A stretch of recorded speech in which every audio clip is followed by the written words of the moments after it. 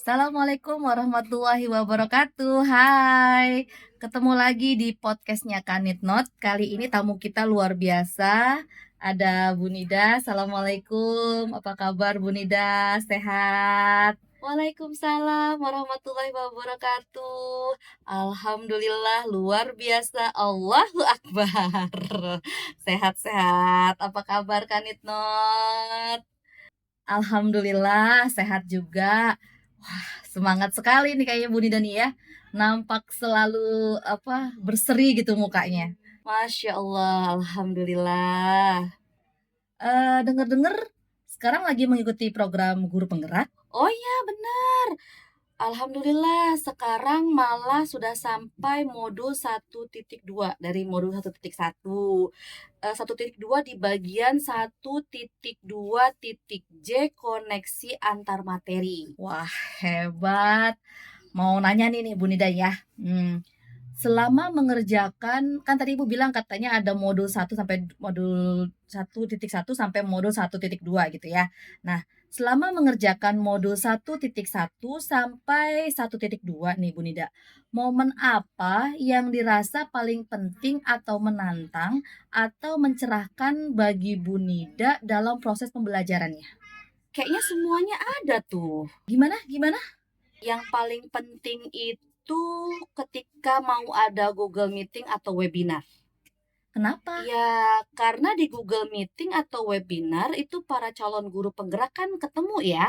Di situ saling sapa, bahkan saling berbagi pengalaman. Berarti seneng ya? Bukan hanya senang, lebih dari senang. Makanya berubah menjadi hal yang dirasa penting. Iya, iya. Dengan berbagi pengalaman jadi banyak pengetahuan ya Bu ya? Betul banget. Kalau yang menantang atau mencerahkan di bagian mana Bu? Ya, kalau yang menantang itu adalah ketika mengerjakan tugas. Kan secara tugas itu ya kita tugasnya tumpuk-tumpuk kan ya. Nah, ketika mengejar deadline dan berhasil itu aduh sesuatu banget. Seru kayaknya ikut program ini ya Bu ya. Banget. Dan yang paling mencerahkan saya adalah ketika mempelajari tentang teori gunung es. Sumpah itu greget banget. Kenapa tuh, Bu? Ya, karena saya ketika mempelajari itu kayak ditampar gitu loh. Karena sesungguhnya kan tantangan seorang itu bukan memoles karakter anak yang sudah kelihatan ya, tapi justru menggali sifat dasar anak yang masih berada di dalam.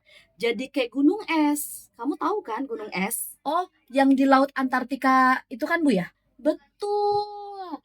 Nah, kamu cuma bisa lihat yang di permukaan aja kan? Iya, iya. Padahal sesuatu yang amazing itu justru ada di bawahnya, yang tersembunyi di bawah laut. Kamu tahu nggak kalau kapal Titanic yang segede gaban itu tuh bisa kalah sama gunung es? Iya, nabraknya kapal kan ya Bu ya, terus robek gitu kan, apa namanya tuh, jadi kapal Titanicnya nabrak gunung es gitu kan, ya kan? Nah, kamu tahu bagian mana yang ngerobek itu kapal? Gunung es bagian bawah. Gunung es nampak kecil di atas, tapi ternyata besar di bawah. Ya sama kayak karakter anak-anak kita. Kalau kita hanya fokus dengan yang di permukaan, sayang banget. Karena itu ternyata cuma bagian kecil gitu loh. Sedangkan yang tersembunyi, itu potensi yang luar biasa kan Itnot. Oh, ya, ya, ya, ya, saya mulai paham nih maksud Bu Nida nih, saya paham nih. Yang nampak itu bisa jadi sudah menjadi kebiasaan, sedangkan yang belum, maksudnya belum nampak ya Bu ya, itu bisa jadi malah akan jadi kekuatan atau potensi seorang anak untuk tumbuh dan berkembang sesuai kodratnya. Begitu kan Bu ya? Eta pisan. Oke, ketika akhirnya nih ya, Bunda merasakan ya, apa yang tadi saya tanyakan. Bunda merasa seperti bagaikan apa sih? Awal membaca teori gunung es? Iya. Aduh, saya tuh ngerasa seperti bodoh banget. Kok bisa, Bu? Ya, karena selama ini saya masih lebih sering memperhatikan yang ada di permukaan. Ya, ya, ya, ya, ya. Kalau ketika kumpul dengan teman-teman di Google Meeting, bagaimana itu, Bu? Wah, kalau itu lebih ke merasa ternyata saya bukan siapa-siapa. Kenapa? Ya habis gimana ya, pengalaman teman-teman CGP yang lain itu ya luar biasa, keren-keren. Oke, baik begini Bu. Kita kembali ke teori gunung es ya Bu ya. Bagaimana pemikiran Bu Nida sebelum mengenal teori gunung es dan bagaimana sesudahnya? Ya seperti yang tadi saya ceritakan, sebelum momen tersebut ya, sebelum maksudnya ketika saya mulai membaca teori gunung es ya, saya berpikir saya ini sudah jadi guru penggerak loh, walaupun tidak pernah ikut programnya gitu kan. Tapi ternyata saya salah Bu, gitu loh. Saya belum ada apa-apa, bahkan belum paham apa-apa. Kalau sekarang? Kalau sekarang, ya masih sama, belum tahu Masa sih apa-apa. Bu? Ya, karena ternyata ya, dari modul 1.1 sampai modul 1.2, saya itu mendapat banyak ilmu baru. Ilmu-ilmu yang dulunya saya nggak tahu, bahkan mungkin tidak mau tahu, sekarang nih saya paksa untuk mengetahuinya.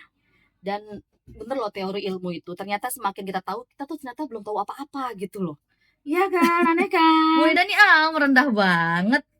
Terus Bu gini Bu, apa pengembangan diri yang sederhana nih ya Bu ya, yang konkret dan rutin yang dapat Ibu lakukan untuk membantu menguatkan nilai-nilai dan peran Ibu sebagai guru penggerak? Sebagai guru, tentu saya akan terus mengusahakan segala hal terbaik agar pembelajaran di kelas semakin berpihak kepada siswa ya. Saya juga akan mencari hal-hal baru atau memodifikasi yang sudah ada agar nampak baru dan lebih menyenangkan. Ada lagi? Oh ya, tentu saya juga tidak akan menolak untuk dikoreksi atau menerima hasil refleksi pembelajaran. Ya, selain itu saya akan terus semangat untuk meningkatkan kualitas diri. Kan tadi saya bilang ya, saya belum tahu apa-apa gitu kan. Dan berbagi dengan rekan sejawat. Jadi ternyata dengan berbagi ilmu tuh kita juga sama aja meningkatkan kualitas diri kita. Bisa rekan sejawat, bahkan bisa banyak pihak, sebagai upaya meningkatkan kualitas pembelajaran di kelas. Wah, terima kasih Bu Nida. Baik, keren banget. Baik teman-teman, sekian dulu podcast kita ya miring-miring. Sekian dulu podcast kita, sampai ketemu lagi di podcast berikutnya. Sampai jumpa. Bye-bye, terima kasih Bu Nida.